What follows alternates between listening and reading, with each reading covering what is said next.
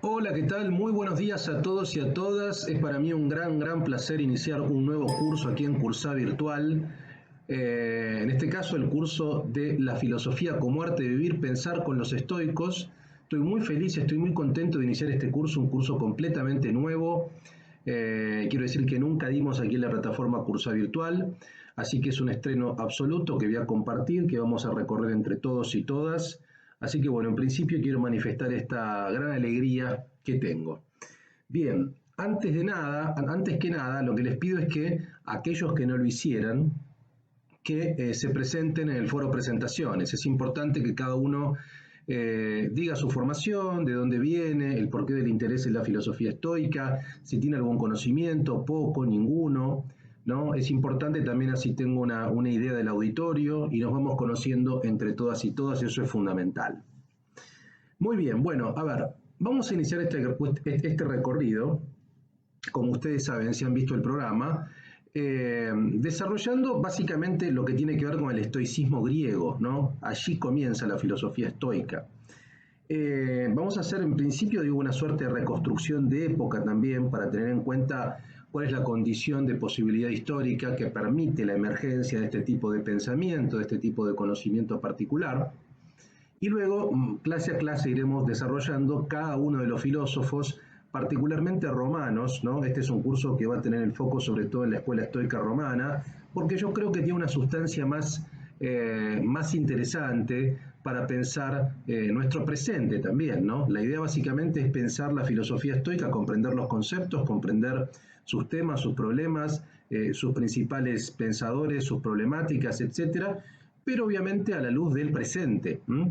Van a ver, y ese es un poco el propósito de este curso, que yo creo que hay una gran analogía, me parece que hay una gran similaridad, salvando las distancias obvias históricas, entre aquella antigüedad post-aristotélica, aquel mundo helenístico con nuestro presente de 2021, atravesado por una pandemia. Entonces, me parece a mí que hay elementos comunes como el resquebrajamiento de ciertas nociones universales, de cierta universalidad en términos generales. Bueno, eso es un poco lo que vamos a intentar realizar en este curso, explicar los temas, los conceptos, los problemas de los filósofos estoicos a la luz del presente, ¿no? Así que, dicho esto, vamos a iniciar. La idea de la clase de hoy es trabajar sobre todo con dos libros, ¿no? Con pasajes de dos libros sobre todo. El primero, este texto, ambos son del mismo autor, de Pierre Hadot, que es la filosofía antigua, y el otro que se llama Ejercicios Espirituales y Filosofía Antigua, ¿no? Estos son dos libros fundamentales, no solamente para comprender el estoicismo, no solo para adentrarse a este tipo de filosofía, sino para adentrarse a la filosofía antigua. Hadot fue un especialista en filosofía antigua, particularmente con un gran conocimiento de la filosofía del mundo helenístico, del estoicismo, junto con Paul Bain, otro gran filósofo francés del siglo XX. Así que vamos a tomar algunos conceptos de estos libros, pero digamos, aquellos que nunca hicieron un curso virtual conmigo, vamos a leer primero un material de lectura. Este material que yo tengo lo leo, lo comento, lo analizo, y luego obviamente ustedes lo tienen para leer allí, lo pueden descargar, y luego vamos a los textos. Voy a hacer análisis textual de estos dos libros. También la idea es que yo les recomiende bibliografía complementaria, que no vemos necesariamente o que por ahí puedo mencionar brevemente. En este caso, un libro que tiene pinceladas y que tiene observaciones muy interesantes sobre el mundo del estoicismo, sobre los filósofos estoicos, es Lógica del Sentido de Gilles Deleuze, ¿no? Un libro de 1969, un libro de 1969, que claramente tiene reflexiones muy interesantes sobre los estoicos. Así que no ahora, pero al final de la clase probablemente lea uno o dos párrafos también de Lógica del Sentido, porque me parece que da pinceladas, ¿no? O si no, también para la próxima clase vamos a dejar como texto complementario este libro extraordinario de Deleuze, ¿no? Bueno, vamos a iniciar con esta primera clase. La idea es ver la física, la epistemología, la ética del estoicismo, lo orgánico como principio, ir de a poco desplegando cuáles son las invariantes conceptuales. Bien, primero intentemos situarnos epocalmente, históricamente. Este va a ser el objetivo fundamental de la clase de hoy. Podemos decir que la escuela estoica, que nació en Atenas en el siglo IV a.C., Atenas, siglo IV a.C., de la mano de Zenón de Sitio, que fue su gran maestro, y con las presencias importantes de Cleantes y Crisipo de Soli. Esos son los tres grandes filósofos griegos estoicos, ¿no? Zenón de Sitio, que es el padre fundador en Atenas, Cleantes y Crisipo de Soli. Partía de un principio físico muy claro. La idea primero es entender ciertos principios de la física de la antigüedad, porque a partir de esos principios físicos vamos a comprender mejor la ética estoica. ¿Cuál es el principio físico fundamental para comprender la ética del estoicismo? Es lo orgánico, lo que se llama lo orgánico. En este aspecto tenemos que comprender que física, epistemología y ética están estrechamente unidas por la visión estoica. Es decir, básicamente la teoría física, la teoría del conocimiento, la epistemología y la teoría moral o la ética están entrelazadas a partir de esta noción de lo orgánico. En el plano físico no hay forma de pensar de manera separada para los estoicos los cuerpos del cosmos, que es lo racional, y la naturaleza, la razón universal. Es decir, no podemos separar un cuerpo de su inserción en algo que lo excede, que es el plano natural, la razón universal, que ellos le van a llamar, así como tampoco del cosmos, que es lo racional, ¿no? Sobre esto vamos a estar pivoteando todo el tiempo. Van a ver clase a clase el vínculo entre individuo o cuerpo con el cosmos, que es lo racional, y la naturaleza, que es la razón universal. Frente al atomismo de Epicuro, el estoicismo concibe que el logos debe ajustarse a la naturaleza para dar cuenta de la totalidad orgánica y cósmica. En otros términos, el individuo no es un átomo, sino parte de un todo, predominando de este modo una visión organicista. Entonces, lo que tenemos que entender es cuando hablemos de individuo entre comillas, porque en la filosofía antigua no hay sujeto, no hay noción de sujeto, siempre tenemos que pensar la noción de individuo en relación a una totalidad que lo excede. Vale decir, no podemos separar al individuo de su inserción en el plano natural, que es la razón universal, y a su vez en un cosmos, ¿no? En un cosmos que sería lo racional. Es decir, no podemos pensar separado al individuo. O a ver, lo podemos pensar separado, pero si lo pensamos separado va a haber algún problema, va a haber disonancias, ¿no? Que ya veremos. Pero en definitiva, para el estoico, esta primacía del orgánico va a ser fundante. Por tanto, decimos que en el plano epistemológico el estoicismo determina una lógica que buscará dar con las causas objetivas y naturales de la realidad, aquellas que no dependen de nuestra voluntad. Por tanto, será clave la separación para no evitar la confusión entre las cosas tal como son en la naturaleza y las opiniones o juicios que emitimos sobre las cosas que nos confunden o producen dolor. Esta insistencia va a ser permanente en el mundo estoico entre cómo es el mundo en sí mismo, cómo el mundo está configurado orgánicamente y al mismo tiempo los juicios o las aproximaciones que emiten los hombres respecto de ese mundo. El gran problema van a ver, uno de los temas fundamentales que ya veremos paso a paso, va a ser los juicios que emitimos respecto del mundo. Lo que trae dolor a la vida es el juicio sobre el mundo y no el mundo en sí. El mundo tiene ciertas características, pero no tiene una noción valorativa universal. Es decir, cada uno va valorando a partir de su reflexión y de sus juicios. Por tanto, el dolor viene más bien del juicio que emitimos respecto del mundo que del mundo en sí mismo. Esta separación es clave del análisis de los estoicos. Van a ver que voy a desplegar un montón de cosas, o sea que si hay cosas que no entienden, digamos, cuando yo voy explicando, les pido paciencia porque vamos a desplegar todo. En el plano ético, los filósofos estoicos buscan separar lo moral de lo indiferente. Si lo primero será aquello que depende de nuestra voluntad, la acción apropiada por deber, en la cual importa la decisión y la elección, y no el resultado, que es incierto. Lo segundo será, por el contrario, aquello que no depende de nuestra voluntad, lo que nos excede y depende de causas naturales o del destino. Es decir, esta es otra separación en el plano moral, no tanto en el plano ya epistemológico, que también va a ser central en gran parte de los filósofos estoicos, la separación entre lo que depende de nosotros y lo que no depende de nosotros. Y van a ver que la mayoría de las cosas, por no decir todas prácticamente, no dependen de nuestra voluntad, exceden nuestra voluntad.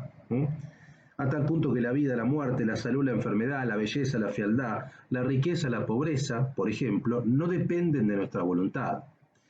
Lo que depende de nuestra voluntad es la capacidad o la voluntad de tomar una decisión en una dirección virtuosa, recta. Pero incluso el resultado no depende de nosotros, porque hay factores que dependen del azar, que dependen de otros elementos biológicos, que dependen de otros hombres.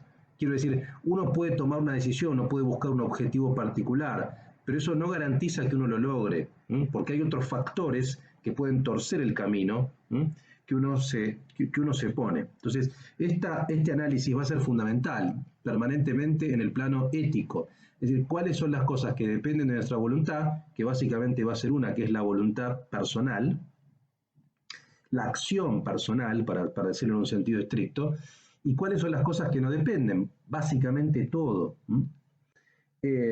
Para el estoico, en definitiva, todo será indiferente y solo una cosa será moral: la acción que depende de nuestra voluntad, pero cuyo resultado no está garantizado. O sea, lo único moralmente relevante va a ser la acción que uno toma individualmente. Individualmente en un marco global, en el marco natural, digamos, ¿no?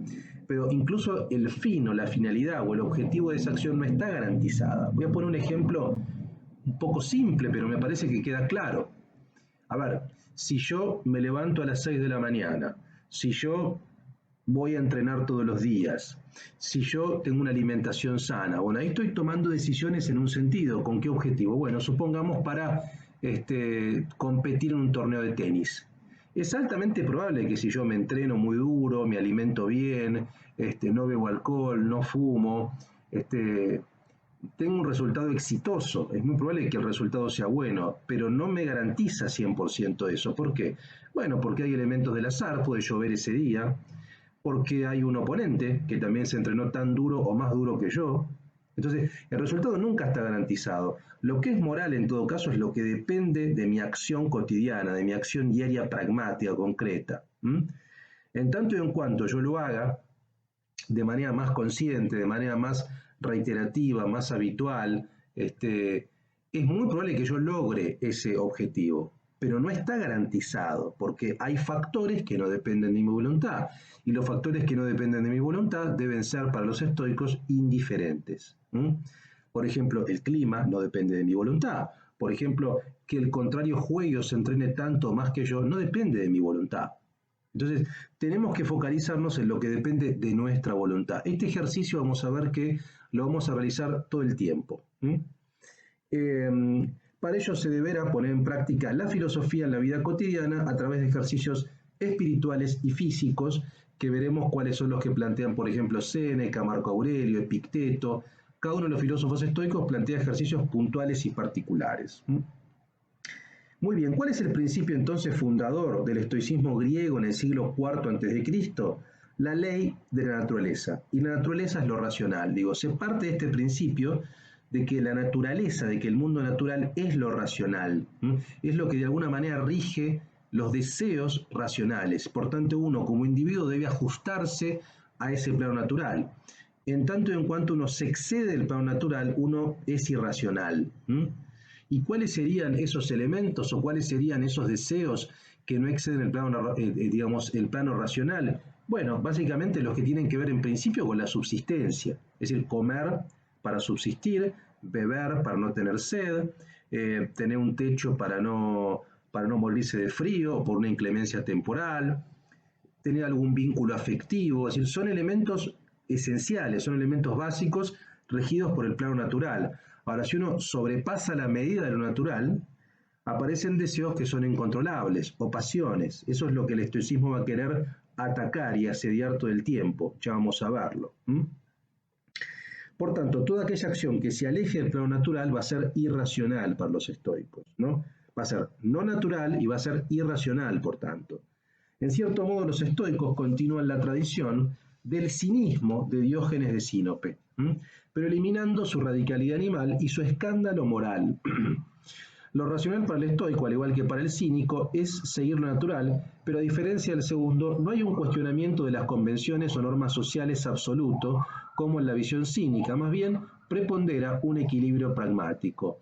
A ver, es muy interesante la escuela cínica, que también es una de las grandes escuelas del helenismo. Ustedes saben, y cuento un poco la cuestión histórica, se llama o se habla de escuelas posaristotélicas, aquellas escuelas que emergen luego de Aristóteles, es decir, que emergen a partir del siglo IV antes de Cristo, ¿no? Entonces piensen que tenemos un gran momento de la polis, el siglo de oro, digamos, de Pericles, por así decirlo, que es el siglo VI, siglo V antes de Cristo, y ahí tenemos tres grandes filósofos, que son Sócrates, Platón y Aristóteles. Ese es el momento de oro de la polis. Sin embargo, luego de Aristóteles aparecen este tipo de escuelas como el cinismo de Diógenes de Sinope, como el estoicismo griego de Zenón de Sitio, o como Epicuro con su escuela del epicureísmo, con su reflexión sobre el placer, muy particular, que vienen después y vienen en un contexto muy distinto, vienen en un contexto del Imperio Alejandrino. Eso implica una ampliación básicamente de toda la cuenca del Mediterráneo, eso implica un momento reflexivo muy distinto, donde ya la ciudad-estado privilegiada no es Atenas, aparecen otras ciudades-estado, por ejemplo como Esparta, aparecen ciudades en el norte de África, producto de la expansión del Imperio Alejandrino, y se habla de un ensanchamiento del mundo. Ese ensanchamiento del mundo implica un mestizaje mayor, un cosmopolitismo, es decir, se sale de la polis reductiva de Atenas y se habla de cosmopolita. Cosmopolita tiene que ver con muchas polis, tiene que ver con ser ciudadano del mundo, de ese mundo todavía acotado, pero un mundo mucho más amplio, y por tanto se empieza a pensar no solamente en Atenas, sino en toda la cuenca del Mediterráneo. Precisamente, producto del Imperio Alejandrino, aparecen influencias incluso de algunos pensamientos más orientales, producto de los viajes de Alejandro Magno, de su ejército. Es decir, es un mundo que entra en crisis, en el sentido de que se empieza a reformatear, empieza a mutar, empieza a cambiar su constitución histórica, social. En ese marco aparecen estas tres escuelas que van a tener una finalidad terapéutica, ¿no? En el sentido de cura, en el sentido de verse frente a un mundo mucho más amenazante, un mundo atravesado por guerras, un mundo atravesado por influencias foráneas, un mundo atravesado por elementos que antes digamos, en Atenas no estaban presentes. Entonces, por eso la filosofía va a tomar otro rol, por eso la filosofía va a tomar un rol de terapia, de cuestionamiento, va a tornarse más comunitaria en términos privados, va a cerrarse sobre la comunidad más bien privada, por ejemplo, como el jardín de Epicuro o como el pórtico o la estoa de los estoicos, es decir, no tanto la polis, no tanto el ágora abierta, sino más bien espacios cerrados, es decir, toda esta dinámica responde precisamente a ese tipo de cambios sociales. Entonces, por eso decimos que el cinismo de Diógenes de Sinope, que es muy interesante, es algo así como la precuela o es algo así como el punto de partida de algunos elementos que se verán después con el mundo o con la filosofía estoica. ¿Por qué? Porque aparece esta afirmación de la animalidad, aparece esta afirmación de la naturaleza, aparece esta afirmación de qué es efectivamente lo que necesitamos para vivir y qué es absolutamente superfluo, solo que el cínico lo hace desde un punto de vista mucho más escandaloso. El cínico tenía una posición desde el punto de vista político, hoy podríamos decir anarquista, de ruptura absoluta con la polis, de denuncia a las convenciones sociales, ¿no? De denuncia a ciertos hábitos y modos de vida, y buscaba básicamente afirmar lo básico de la vida, incluso el punto de vista animal de la vida, ¿no? Pulsional. Bueno, algo de eso va a quedar en el estoicismo, lo que pasa es que el estoicismo no tiene una visión tan escandalosa, no es tan rupturista desde el punto de vista político como el cinismo. De hecho, tenemos filósofos, eso lo veremos mucho más adelante en la escuela romana, que gran parte de los filósofos estoicos están insertos en los sectores de poder. Tenemos un filósofo que es emperador como Marco Aurelio o senador como Séneca. Entonces, cambia eso. Pero lo que sí se preserva es esta afirmación de lo natural e incluso de la naturaleza animal de nosotros como individuos, ¿no? Ahora bien, voy a hacer una serie de preguntas para ordenar la exposición. ¿Cuál es el origen del mal y del dolor para el estoicismo? El hombre que escapa y sobrepasa la medida de lo natural, lo racional, y requiere más de lo necesario y suficiente. Esto sería el origen del mal, digamos, ¿no? Si uno escapa y sobrepasa la medida de lo natural, si uno sobrepasa la medida de lo que es natural, quiere más de lo necesario y suficiente, ahí aparece el dolor.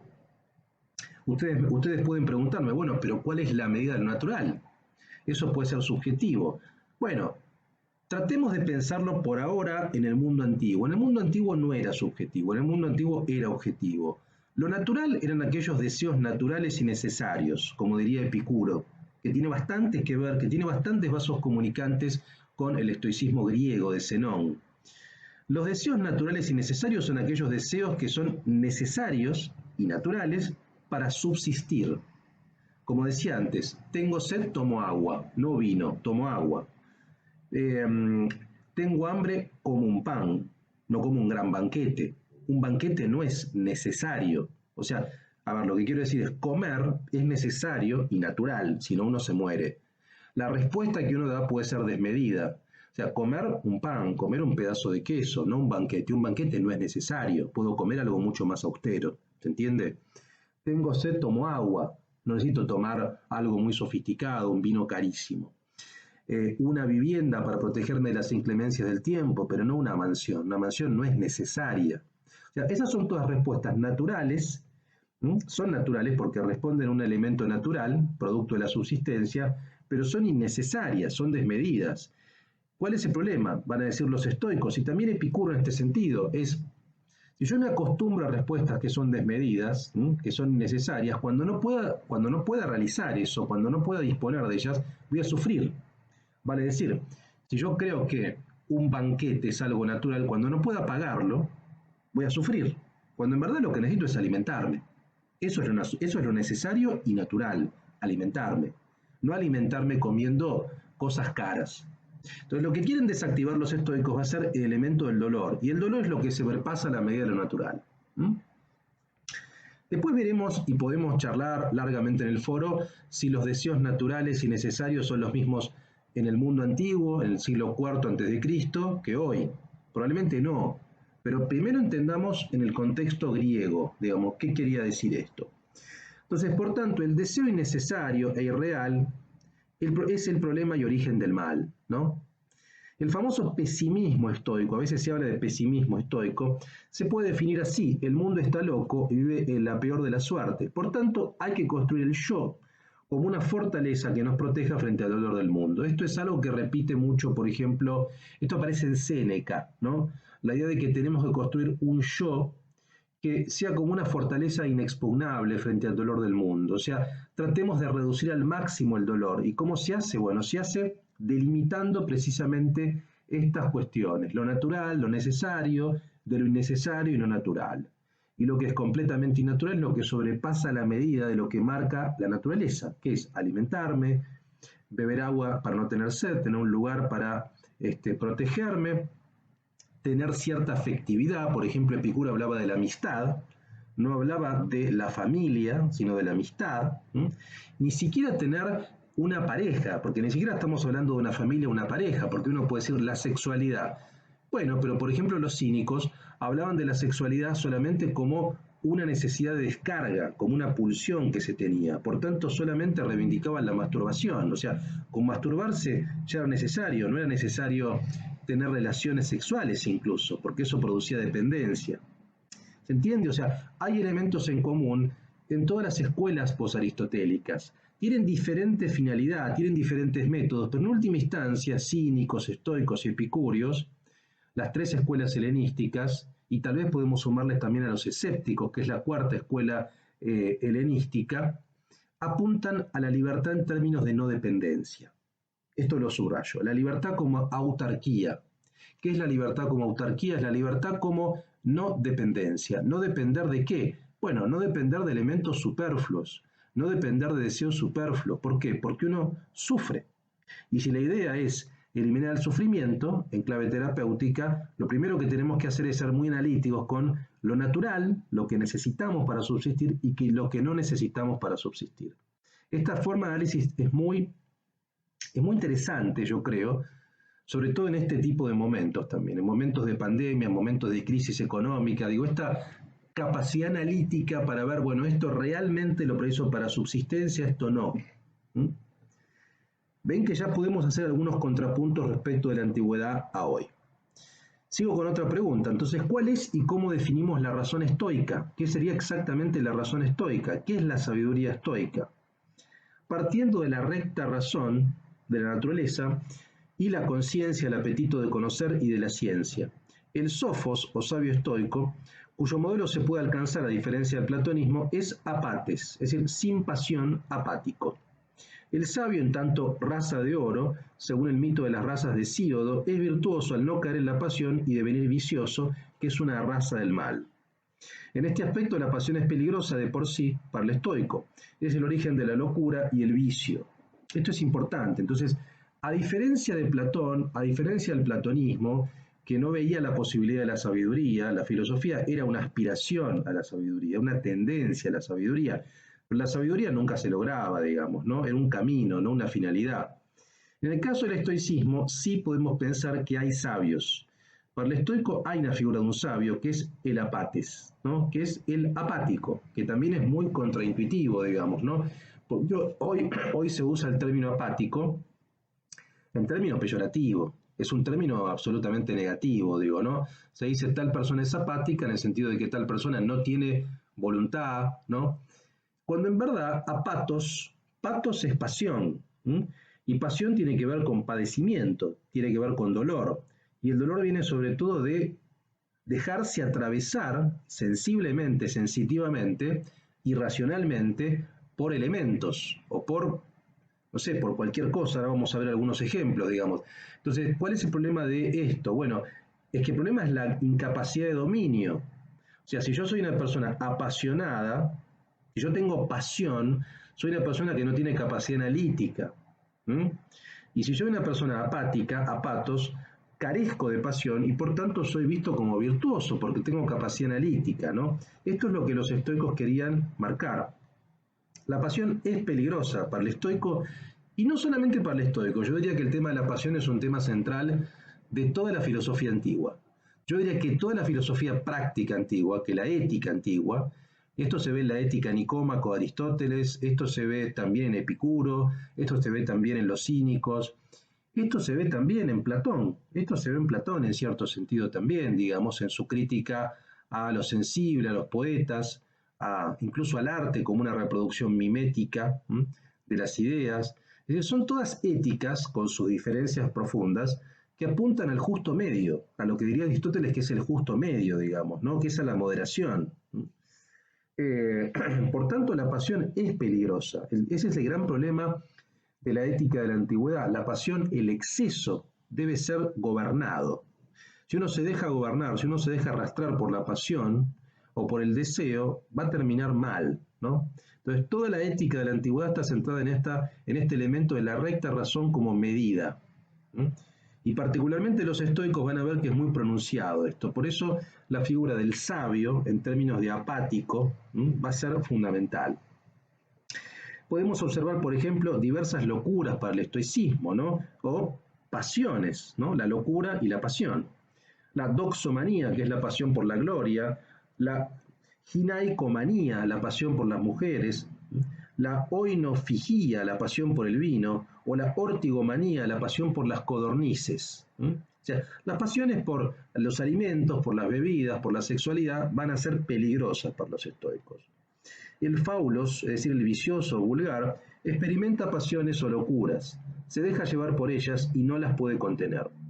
Este es infeliz por su dependencia de la pasión, es un hombre poseído por la manía de las 76 pasiones humanas según la tradición estoica. O sea, los estoicos habían clasificado, como si fuera algo así como un DSM, como un manual de psicología, digamos, bueno, habían clasificado 76 pasiones humanas y todas eran igualmente riesgosas, ¿no? Todas eran el origen del dolor. Entonces, ¿por qué? Porque el hombre poseído por la pasión depende. Y volvemos a lo que decíamos antes, la dependencia es el origen del mal en términos de dolor, no del mal en un sentido cristiano, digamos, no, del mal como dolor. Por tanto, lo que tenemos que hacer es extirpar la pasión, y si no la podemos extirpar es gobernarla, tenerla siempre ahí bien corta, digamos, uno diría, ¿no? Entonces, por tanto, el faulos va a ser este hombre vicioso, vulgar, y el hombre vicioso es el que se deja arrastrar por la pasión. Mientras que el hombre virtuoso es el hombre que las gobierna. Y el sabio, evidentemente, es el apates, el que no tiene pasión. ¿Mm? ¿Cómo es feliz o rico el hombre para la visión estoica? ¿Mm? Sé rico si se es pobre en deseos. Esta es la frase central, ¿no? Sé rico si se es pobre en deseos. O sea, si los deseos se ajustan al mundo natural. El sabio no tiene deseos en tanto se ajusta al plano natural, a la recta razón. Para el sabio solo existe el presente y el pasado y el futuro coexisten en el presente. Por su parte, el sabio estoico lo será en tanto tenga tres virtudes. ¿Cuáles son las virtudes de este sabio? ¿No? La frónesis, que también está en Aristóteles, que es la prudencia o la razón práctica. La sofrosine, que es la sabiduría, y la andreia, que es el valor. O sea, son valores típicamente griegos, son valores típicamente también propios de la virtud guerrera, que es la virtud madre del mundo antiguo. El valor, la valentía, la sabiduría o la aspiración al mundo de la sabiduría y la prudencia en tanto razón práctica. El sabio se basta a sí mismo, es autónomo y autárquico, autarques, esto que decíamos. Por tanto, la expresión estoica de vivir conforme a la naturaleza, esto lo vamos a repetir todo el tiempo, ¿no? Para el sabio estoico la clave es, o es sabio precisamente porque vive conforme a la naturaleza. Y si uno vive conforme al mundo natural, uno vive conforme a la racionalidad, porque no podemos separar el logos de la physis, ¿no? Esto que decíamos antes, esta naturaleza orgánica. La physis, el mundo natural, necesariamente está vinculado con el logos, que es lo racional. Prácticamente es lo mismo, logos y physis, ¿no? Esto implica la concepción de un hombre sin pasiones ni deseos innecesarios, la indiferencia e impersonalidad frente al mundo caótico descompuesto a partir del mundo alejandrino, ¿no? A partir del imperio alejandrino, esto que decíamos antes, ¿no? Entonces, esta expresión, vivir conforme al mundo natural o a la naturaleza, tiene que ver sobre todo con esto, ¿no? Con liberarse de las pasiones y habitar de una manera ordenada, autogobernándose en un imperio o en una realidad caótica, abierta, ensanchada, como era el mundo de Alejandro Magno, o como era su imperio. A la inversa del siglo V a.C., del momento dorado de Pericles y Platón, como decíamos antes, la polis ya no es la medida ética y política. Las escuelas helenísticas en general y el estoicismo en particular visualizan que la polis corrompida y disgregada ha perdido su centralidad excelente y desorganiza la vida. Al revés, o sea, lo que pasa es eso, ¿no? La polis, que se veía como el centro de legitimación, empieza a ser sospechada. Y uno de los primeros que sospechan de esto son precisamente los cínicos. Por eso dicen, no, la polis, que es la que dictamina las convenciones sociales, las normativas. No, debemos criticar eso, no hay ninguna virtud allí. ¿Por qué? Porque ven que, bueno, lo que vemos todavía hoy, digamos, ¿no? Porque ven que hay cierta corrupción, cierta disgregación, porque ven que hay una apología de deseos innecesarios. Por tanto, tenemos que reivindicar o volver a un plano natural, incluso animal, como decían los cínicos, ¿no? Entonces, por el contrario, no es la polis ya, sino que es la naturaleza la que ordena la vida. La polis ordenaba la vida en el mundo clásico, digamos, en el mundo de Pericles, pero ya no es así en el mundo helenístico alejandrino, sino que es la naturaleza. Ordena la vida, la que nos provee la virtud y la lógica. O sea, si decimos que lo natural es lo racional, por tanto decimos que lo natural provee de la medida de la virtud, de la ética y de la lógica, de la epistemología. De la polis o la ciudad nos trasladamos a la cosmópolis o al género humano. Entonces, esta es la idea, digo, ¿no? Los estoicos tienen esta visión absolutamente universalista, o sea, ya no están hablando solamente para el mundo ateniense, a pesar de nacer en Atenas, ¿no? No hablan solamente para el mundo ateniense, hablan para todo el imperio alejandrino. El último punto de mi material de lectura, esta pregunta es, ¿de qué somos libres para el estoicismo? De nada. Tengo malas noticias, de nada somos libres, a excepción de una cosa, que no es poco, la voluntad de hacer el bien. Para la visión estoica debemos ser indiferentes frente a la vida y la muerte, la salud y la enfermedad, la riqueza y la pobreza, todo menos la voluntad. Es fuerte esto, ¿no? Porque uno diría, ¿cómo puede ser indiferente frente a la muerte? ¿Cómo puede ser indiferente frente a la salud y la enfermedad, a la riqueza y la pobreza? Bueno, precisamente por lo que decíamos antes, indiferente en qué sentido, no indiferente en el sentido de me da lo mismo, indiferente en el sentido de que no depende de nuestra voluntad. ¿Qué quiero decir? A ver, no depende de mi voluntad nacer. Nadie pidió nacer, uno nace. De la muerte lo mismo, digo, uno puede cuidarse, pero uno puede salir a la calle, puede ser atropellado, uno puede tener un accidente. Eso no depende de mi voluntad. Una enfermedad lo mismo, uno puede cuidarse, comer sano, hacer ejercicio, no fumar, pero igual se puede enfermar por algún elemento, por algo que no está previsto.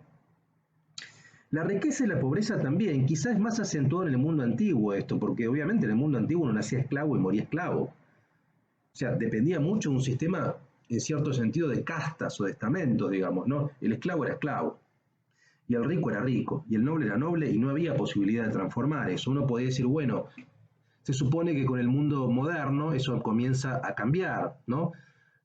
Con la burguesía eso empieza a cambiar y después hay cierto ascenso social. Esto quizás se puede poner un poco mucho más relativo hoy, pero de todas maneras me parece que acá lo que están marcando, lo que sí se puede pensar es que la variación de riqueza y pobreza debería hacernos indiferente en el sentido de que también no depende plenamente de nuestras expectativas. Uno puede realizar o buscar hacer plata o desplegar un negocio, pero hay factores que no dependen de nuestra voluntad. Hay factores que dependen de la voluntad de los centros financieros, que dependen de los gobiernos, o sea, que toman decisiones independientemente de nosotros e impactan nuestra economía. Entonces, en ese sentido, eso me parece que sigue bastante, quizá no tan acentuado como en la antigüedad, pero hay factores, elementos que no dependen de nuestra voluntad en clave económica. Entonces, todo esto debe sernos indiferente. ¿Por qué? Porque realmente escapa a nuestra posibilidad de modificación. Lo único que no es la voluntad de hacer el bien. Y la voluntad de hacer el bien es la voluntad de ceñirse al mundo natural, de actuar según la recta razón, de ajustarse a los deseos realmente naturales y necesarios. Entonces, ¿qué es la voluntad para un estoico? Dos cosas. En primer lugar, la acción individual basada en una intención clara y racional, más allá del resultado que ser incierto. O sea, lo que tenemos que centrarnos es en realizar la acción, no el resultado. El resultado también es incierto, porque hay factores que escapan a nuestra voluntad para garantizarlo. El ejemplo que dimos antes de el partido de tenis. Esto se ve mucho en los deportes, porque me parece, yo pongo siempre los deportes como ejemplo, podemos poner cualquier otro ejemplo igual, pero, a ver, obviamente que habría proporcionalmente una mayor posibilidad de éxito en tanto y en cuanto yo ejercito mi voluntad, entreno mi voluntad, es decir, tomo decisiones concretas. Me levanto temprano, entreno, como bien. Probablemente el margen o el porcentaje de éxito de lograr ese objetivo que yo quiero va a ser mayor, sin duda. Pero no lo puedo garantizar. No lo puedo garantizar, porque hay factores que escapan. Entonces, si yo dependo de mi felicidad de obtener ese objetivo, también estoy incurriendo en cierta irracionalidad para el estoico, porque estoy dando cuenta de factores, o estoy pensando que hay factores que no dependen de mi voluntad, sí dependen de mi voluntad, lo cual es falso. ¿Se entiende? Entonces yo debería estar conforme con hacer mi parte de trabajo. Si puedo lograr ese objetivo, mucho mejor. Si no lo puedo lograr, no debo sufrir. Este es el punto, es no sufrir. ¿Por qué? Porque es irracional sufrir por algo que no depende de mí. Este es el elemento central. Y en segundo lugar, respecto de la voluntad, la modificación de uno mismo y nuestra relación con las cosas. Es decir, yo me puedo modificar a mí mismo. Yo puedo modificar mi cuerpo, comiendo bien, entrenando, o mal, pero bueno, digo, está la posibilidad de modificarlo. Yo puedo modificar mi conducta producto de una repetición de acciones, del hábito. Esto lo vamos a ver que aparece mucho en ciertos pensadores estoicos, romanos sobre todo. La repetición del hábito. El hábito me constituye y me transforma. Entonces, ¿qué es la voluntad? Dos cosas. La acción individual, basada en la intención, para lograr algo, pero tiene que ser más allá del resultado, porque el resultado no depende de mí. Y por otra parte, la modificación de mí mismo. Y la modificación de mí mismo la hago producto de esta repetición del hábito. La voluntad entonces para el estoicismo es siempre en presente, es intención al actuar, qué intención tengo, no el resultado, qué intención tengo, ganar, aprobar la materia, esa es mi intención. Ahora el resultado no me lo garantiza. Mi intención no garantiza el resultado. Y por otra parte, la transformación de sí. La transformación sí es constatable, porque si uno se levanta todos los días temprano, si uno va a entrenar todos los días, claramente el cuerpo de uno va a cambiar. Si uno incorpora cierta regularidad en su vida, claramente sus hábitos van a cambiar. Y es muy probable que yo logre lo que quiero lograr. Pero no puedo colocar en el objetivo mi felicidad o mi infelicidad, porque hay factores que no dependen de mí. Y si yo creo que hay factores que no dependen de mí, que sí dependen de mí, soy irracional. Supero la medida de lo que me manda el mundo natural. Y eso es ser irracional para un estoico. Bueno, vamos a leer algunos pasajes de estos textos, sobre todo de este de Pierre Hadot, de qué es la filosofía antigua. Yo les voy a marcar, obviamente, de acá, este texto habla de toda la filosofía antigua, así que todo no nos interesa. Obviamente les pido que nos centremos a partir de la página 105, las escuelas helenísticas, ahí habla del cinismo de Pirrón, el epicureísmo, y sobre todo a partir de la página 142 del estoicismo. Entonces lo que nos interesa sobre todo es de la página 142, esto sería el capítulo séptimo, de la página 142 a la página 159, ¿no? De la 142 a la 159. Ese es el eje, ¿no? Es interesante igual toda la introducción previa de la palabra helenístico, todas las características generales, que yo algo conté, si quieren pueden también entrar por allí. Vean, por ejemplo, aquí en la página 108, esto que dice Pierre Hadot. Dice, los filósofos de la época helenística, incluso los epicúreos, jamás se desinteresarán de la política. Este tema es complejo con la política, ¿no? Que si bien es cierto que hay una denuncia, si bien es cierto que hay una retracción hacia la esfera más privada, no implica una ruptura con la política. Ya lo dijimos recién con algunos pensadores, muchos pensadores fundamentales del estoicismo romano, que son actores políticos de primer nivel. Marco Aurelio era emperador. Entonces no se desinteresarán plenamente. Pero van a tener un vínculo de precaución mayor, digamos, ¿no? Desempeñando a menudo un papel de consejero de los príncipes, por ejemplo como Séneca, o incluso como Epicteto, que fue en cierto modo el maestro de Marco Aurelio, ¿no? O de embajador de una ciudad, como la atestiguan las inscripciones concedidas con frecuencia en su honor. Los filósofos estoicos tendrán un papel importante en la elaboración de las reformas políticas y sociales en varios estados. Por ejemplo, el estoico Esfero ejerce una poderosa influencia sobre los reyes de Esparta, Agis y Cleómenes, el estoico Blosio sobre el reformador romano Tiberio Graco. A veces también se oponen con mucha valentía a los emperadores romanos. En general, los filósofos nunca renunciaron a la esperanza de cambiar la sociedad, por lo menos mediante el ejemplo de su vida. Y acá subrayo el tema de ejemplo de su vida, ¿no? La idea de modificar a partir de la transformación de uno es clave para el estoicismo. O sea, la transformación es posible a partir sobre todo del individuo, del yo.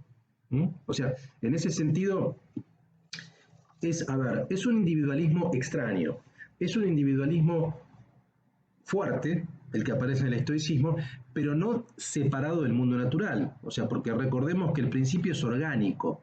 Pero yo no puedo separarme del plano natural y del cosmos.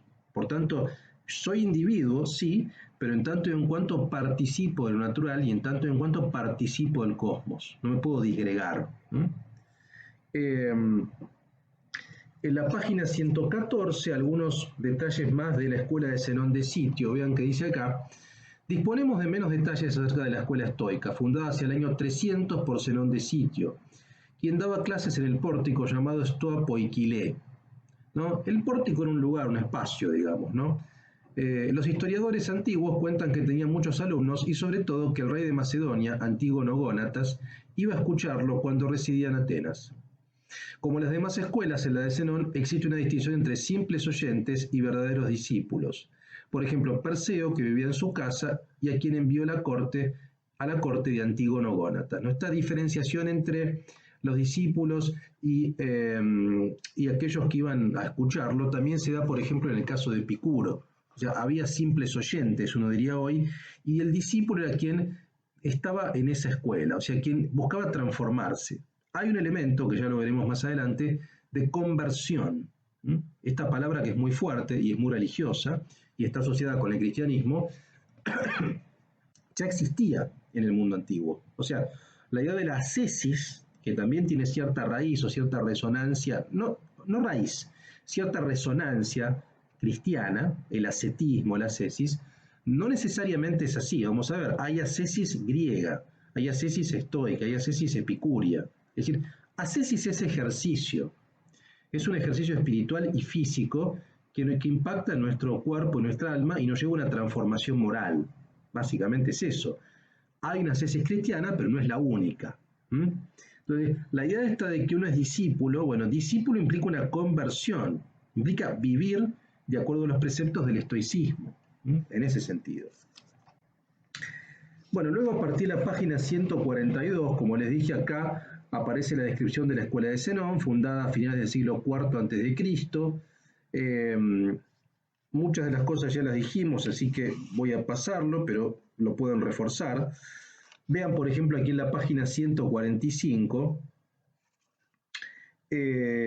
dice, para los estoicos, todo está en el todo. Todo está en todo. Los cuerpos son orgánicos, son todos orgánicos. El mundo es un todo orgánico. Y todo sucede por necesidad racional. Los estoicos fundamentan la razón humana en la naturaleza, concebida como razón universal. Pero su explicación de la posibilidad de libertad humana es mucho más compleja. Bueno, esto es un poco cosas que ya mencioné, así que lo vamos a pasar por ahora. Vean aquí, esto es interesante, en la página 148. Para comprender mejor lo que pretenden los estoicos, podemos desarrollar un ejemplo propuesto por Epicteto, a quien ya veremos su texto de disertaciones, que es extraordinario. Si en mar abierto percibo un trueno y los silbidos de la tempestad, no puedo negar que estoy percibiendo esos aterradores ruidos. Es la representación comprensiva y objetiva. Esta sensación es el resultado de todo un eslabonamiento de las causas, o sea, del destino. Si me contento con comprobar interiormente que por el destino me enfrento a una tempestad, es decir, si mi discurso interior corresponde exactamente a las representaciones objetivas, estoy en la verdad. Pero en realidad la percepción de esos ruidos sin duda me sumirá en el terror, que es una pasión. Bajo el efecto de la emoción llegaré a decirme interiormente, heme aquí sumido en la desgracia, corro el riesgo de morir y la muerte es un mal. Si doy mi consentimiento a ese discurso interior provocado por el terror, estaré en el error. En calidad de estoico, pues mi opción existencial fundamental es precisamente que no hay más mal que en la moral. No, que no hay más mal que el moral. Y el moral en el sentido de acciones o de juicios, ¿no? De manera general parece que el error, de modo general, parece pues que el error, pero también la libertad se sitúan en los juicios de valor que emito sobre los acontecimientos, los juicios de valor. La actitud moral recta consistirá en no reconocer como bueno o malo más que lo que es moralmente bueno o malo y en considerar ni bueno ni malo lo indiferente, lo que no es moralmente ni bueno ni malo. ¿Se entiende lo que dice este ejemplo? Es decir, vamos a reconstruirlo, ¿no? Ven lo que dice, estoy en un mar abierto, percibo un trueno y silbidos de la tempestad. No puedo negar que lo estoy percibiendo con mis ojos, con mis oídos. Es algo objetivo que sucede, digamos, ¿no? Ahora, una cosa es la percepción de esos truenos, una cosa es la percepción de la lluvia, una cosa es la percepción del viento, y otra cosa es lo que la percepción me produce en términos de emociones o de pasiones, el terror. El terror no es algo objetivo, el terror es un juicio emocional o un juicio de valor en función de esos elementos objetivos que son los truenos o los relámpagos o la lluvia. El relámpago, el trueno, la lluvia no es terrorífico, es, punto, es así, es un acto natural, que no necesariamente es malo. Ahora, el terror, el efecto de la emoción, es lo que me hace decir a mí mismo, o el juicio de valor, producto de la emoción, es lo que me hace decir, heme aquí sumido en la desgracia, corro el riesgo de morir y la muerte es un mal. Bueno, ese juicio de valor, esa expresión, no está en el trueno, no está en la lluvia, está en mí, está en la percepción que yo tengo. Entonces, lo que el estoico hace todo el tiempo es diferenciar, disgregar. La lluvia no es un mal, un trueno no es un mal. Lo que es un mal, en todo caso, es el juicio de valor que condiciona mi conducta y me puede llevar a hacer delirios, ¿no? Este es el problema. Esta es la forma de reflexión, ¿no?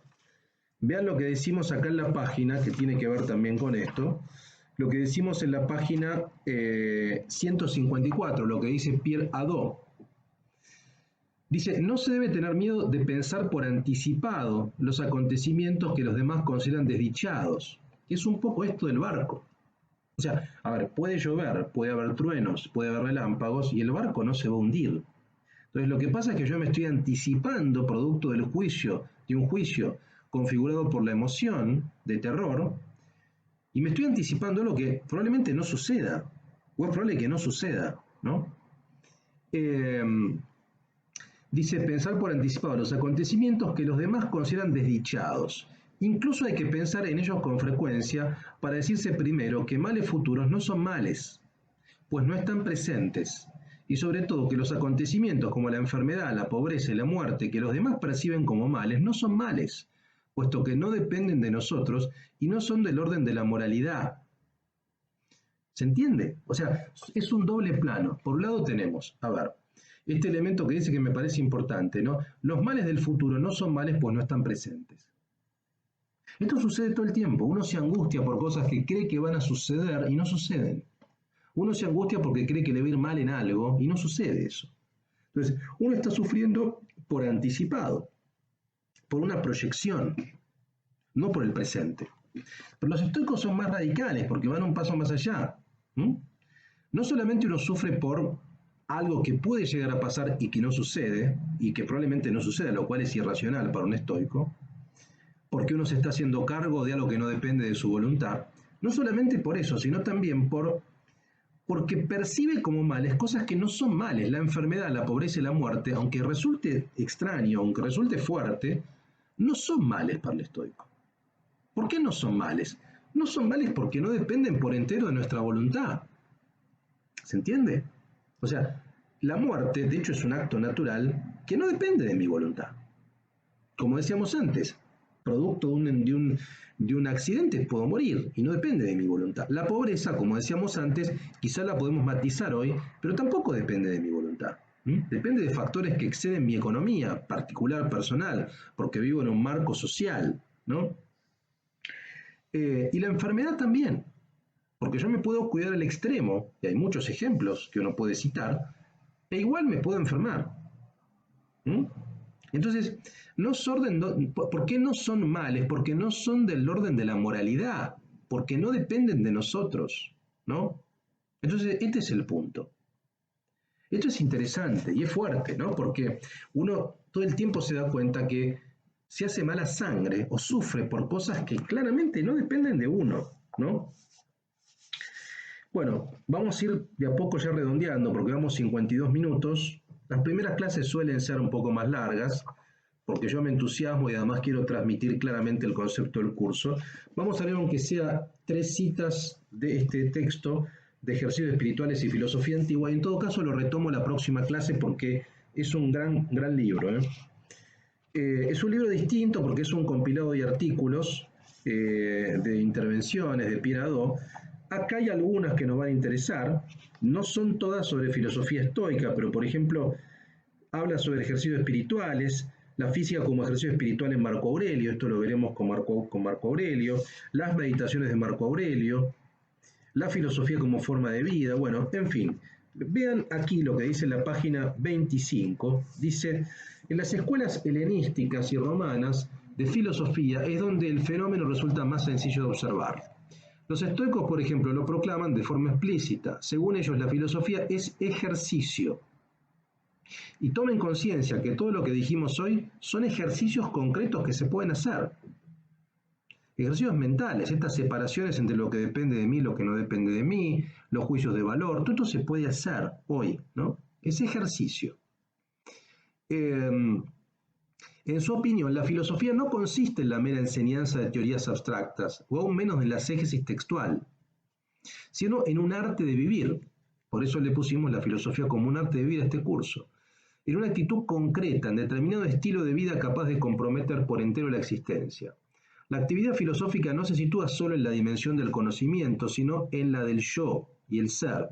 Consiste en un proceso que aumenta nuestro ser, que nos hace mejores. Se trata de una conversión que afecta a la totalidad de la existencia, que modifica el ser de aquellos que la llevan a cabo, ¿no? La conversión, acá aparece esta palabra de nuevo, esta palabra fuerte, digamos, ¿no?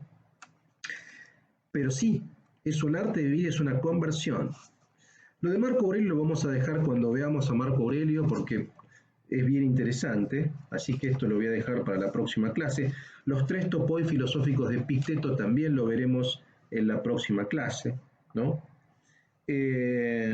Vamos a ver si leemos una frase más, ¿no? Acá está, la página 240, dice lo siguiente. Pierre Hadot. En el estoicismo, al igual que en el epicureísmo, filosofar supone una actividad constante, una actividad permanente identificada con la vida, una actividad que cabe renovar a cada instante. En ambos casos puede definirse esta actividad como una concentración de la atención. En el estoicismo la atención se dirige a la pureza del impulso, es decir, a la conformidad de la voluntad del hombre con la razón, es decir, la voluntad de la naturaleza universal. En el epicureísmo, la atención se orienta hacia el placer, que finalmente viene a ser el placer de existir. El epicureísmo, yo no quiero entrar porque no es un curso sobre Epicuro, seguramente daría un curso de epicureísmo más adelante, que un curso virtual, pero centrémonos sobre todo en este tema. En el estoicismo, la atención, la clave es la atención, concentración en la atención. La atención se dirige a la pureza del impulso que motiva la acción. Es decir, a la conformidad de la voluntad del hombre con la razón, es decir, la voluntad de la naturaleza universal. Este es el punto, ¿no? Es decir, el grado de concordancia que habría, el grado de inserción que habría de esa atención, de ese impulso con la naturaleza. Si se ajusta al plano natural, es racional. Si no se ajusta, si lo excede, es irracional. Si sufre por deseos innaturales y no necesarios, es irracional. En definitiva, tenemos que estar atentos, hay que estar atentos sobre todo a los juicios de valor que uno hace permanentemente sobre el mundo. Esto es lo que vamos a ver todo el tiempo, que lo veremos sobre todo con Epicteto también y con Marco Aurelio, que subraya mucho esta idea de que el mundo no es ni bueno ni malo, el mundo es, tiene sus características, digamos, pero no es el origen del dolor. El origen del dolor en última instancia son los juicios de valor que uno hace sobre el mundo. Este ejemplo que dimos recién respecto de los truenos y los relámpagos, un trueno y un relámpago no es terrorífico. Es el juicio de valor el que le coloca el mote o lo adjetiva en términos de terror a eso. Pero no, es producto del mundo natural. Uno debería ser pragmático para el estoico, digamos. Uno debería decir, bueno, llueve, agarro un paraguas y salgo para protegerme, punto. Estoy en medio de un barco, bueno, está lloviendo, o hay viento, o hay una tempestad, incluso, bueno, tomo todas las medidas para que no impacte suficiente en el barco. Pero si me dejo atravesar por la pasión, también estoy siendo racional en el sentido de que estoy sufriendo por anticipado de algo que probablemente no suceda. ¿Se entiende? Entonces vamos a ver clase a clase que el estoicismo requiere esto que decíamos recién, ejercicio. Es una filosofía reducida en última instancia a la ética pura. Ética en el sentido de reflexionar sobre la acción y sobre los juicios de las acciones. Analizar en detalle qué depende de mi voluntad y qué no depende de mi voluntad. Este es el contrapunto que tenemos que hacer todo el tiempo. Por eso decimos que la filosofía estoica es un arte de vivir. Porque claramente la vida, en su sentido concreto, en su sentido biológico también, está colocada en el centro de la reflexión. Y sobre todo es una filosofía del ejercicio. ¿No? Bueno, vamos a cerrar por la clase de hoy. Seguimos la próxima clase ya con Séneca. Vamos a ver un pensador. Vamos a empezar a ver a Séneca. Vamos a dedicarle 2 clases a Séneca porque tenemos que leer las epístolas morales a Lucilio, un texto fascinante. Me quedó también leerles algún texto, alguna cita de este libro de Gilles Deleuze, ¿no? De Lógica del Sentido, hermoso. Así que lo dejaremos para la próxima clase, ¿no? Porque si no, siento que es demasiado. Si pueden procesar toda la clase de hoy, leer el material, ir leyendo los textos de Pierre Hadot, y obviamente, como siempre digo, las invito a que hagan sus devoluciones, sus análisis, sus aportes, sus consultas, sus preguntas al foro clases. No tengan miedo, todo aporte es bienvenido hacia la dinámica del curso, que participen sobre todo en el foro, así que yo trato de estimular la participación porque si no queda como muy es como un soliloquio de mi parte y no quiero que sea un puro soliloquio, quiero que sea más un diálogo esto, ¿no?